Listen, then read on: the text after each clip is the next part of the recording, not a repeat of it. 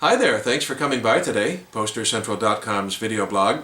I'm Pete Howard, and boy, is this vintage Rolling Stones or what? Check this out, 1965, Sacramento, California, the Rolling Stones in concert. Now, I'm the first one to admit, you don't even need a top-to-bottom scan here.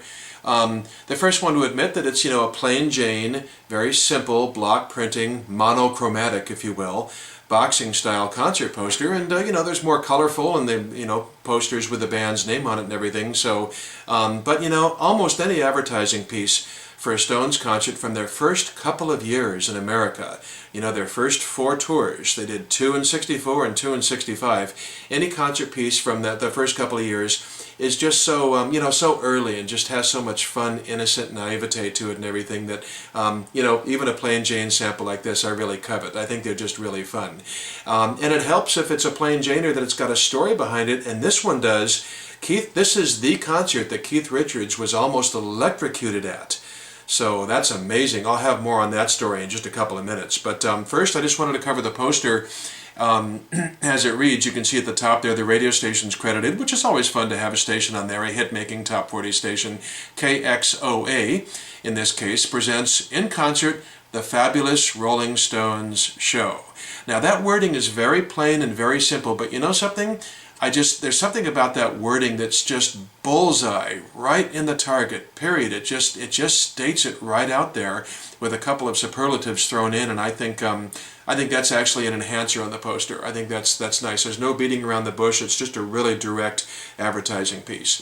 And below show there, you get the fun naivete I was talking about from the early days, the mid-60s, when things were still just getting going, on the concert tip anyway.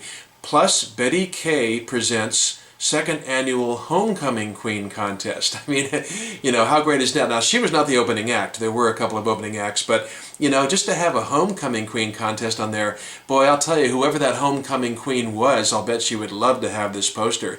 And as I said, the Stones played a couple of tours the year before. They did play Sacramento in the fall of '64. This is the fall of '65, so I wonder if the first annual Homecoming contest was actually with the Stones concert in Sacramento on that tour, but who knows. And you can see there down in the white area, Friday, December 3rd, and 7 p.m. and 9:30 p.m., 2 shows.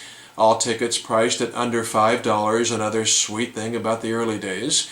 And then 5 locations to purchase tickets, including 2 Tower Records, by the way. Tower Records was born in Sacramento, California, so they had outlets there before anywhere else in the world. So sometimes it's fun to see early Sacramento concert posters with Tower on there. And then there's a mail order option as well as the 6th option. So interestingly, I would not call this a tour blank, but I guess you might almost have to. It was sort of like a template that was used a couple of times. And here indeed, this is Friday, December 3rd. The very next night, Saturday, December 4th, it's a lousy picture with the color gone, but there they are, as you can see the next night, in San Jose. Interestingly, tickets were 75 cents more in the Bay Area and topped out at $5.50. So, I don't know why that was. Maybe cost of living more in the Bay Area or the promoters or whatever, some kind of business reason. So, I'm sorry if anybody out there is named Jane, or if your wife is, or girlfriend, but I keep using that term. But these couple of plain Jane posters from Northern California did have stiff competition on that 4th Rolling Stones tour, the fall of 1965. This was used, get this out of the way, for many of the dates, and I have blogged this in a separate blog, this gorgeous large globe concert poster with many colors and song titles and a photo of the band and everything.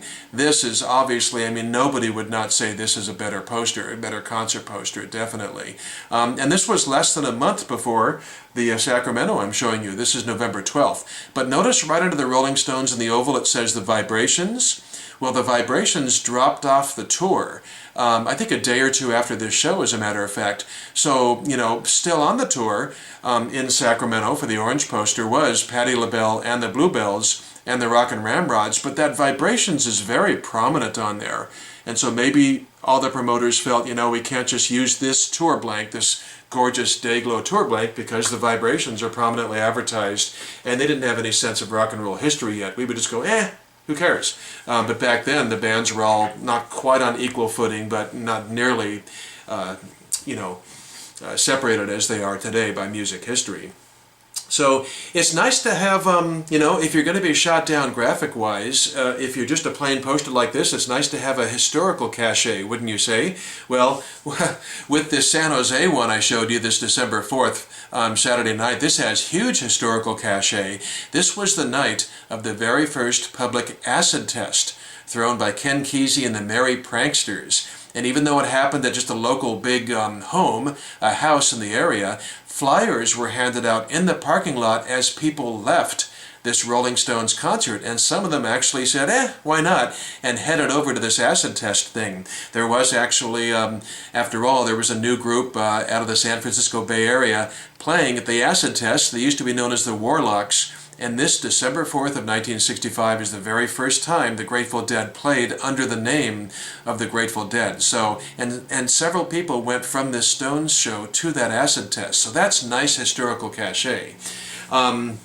So here, for this show, the night before Sacramento, Friday, December 3rd, as I teased at the top of the video, you've got 21-year-old Keith Richards getting the absolute scare of his life.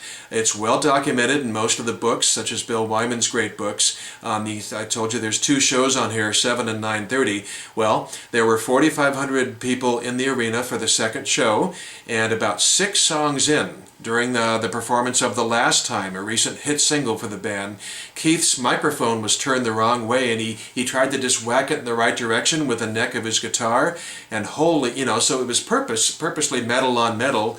Keith wasn't thinking or whatever, and there was this blinding flash of sparks, and Keith Richards went out cold, flat on his back. Oh my goodness. The band actually played on for another 20 or 30 seconds, not fully realizing what had happened. Keith being like off to the side, you know, one of the side musicians, not in the middle like Jagger. And then, of course, everything stopped, and the band members ran over to him, and Bill Wyman unplugged his amp, and heaven's sake, the curtains closed, and all of a sudden policemen and security and medical personnel were swarming the stage, and the audience, you know, at first, you know, not knowing what to think of it, fell dead silent. And some people were crying and some were praying. It looked pretty tough. You know, nobody knew if he was dead or not, to be honest. I mean, it was just unprecedented. And he came around, though, and he seemed okay. You know, when you're shocked, I guess that's what happens. You don't really stay injured. You just, you know, you come around. And he seemed okay. They still took him to the hospital, but I'll be darned if he wasn't fine enough to go ahead and play the show the next night, the December 4th, at the San Jose thing. So, you know, the doctors actually credit his hush puppy shoes and their thick rubber soles for saving perhaps Keith Richards' life that night, because the electricity just never got through to the ground to be grounded and totally coursed through his body, which is what kills you. And as a matter of fact, Keith Richards in 2010, promoting his book Life, or This Life, you know, his great autobiography, said, my most spectacular moment was in Sacramento, talking about this very concert being shocked to the microphone in 1965. So that's amazing. So there you have it. You know, there's some reason to get, you know, a simple poster sometime. Hey, there's another reason too.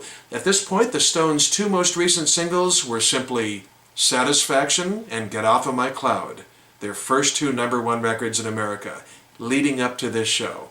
Is that just like incredible career timing? So I say, even though it looks plain, almost like a Halloween poster, it's a total thumbs up. So hope you agree. I hope you enjoyed it. Thanks a lot for coming by, and we'll see you next time. Bye-bye.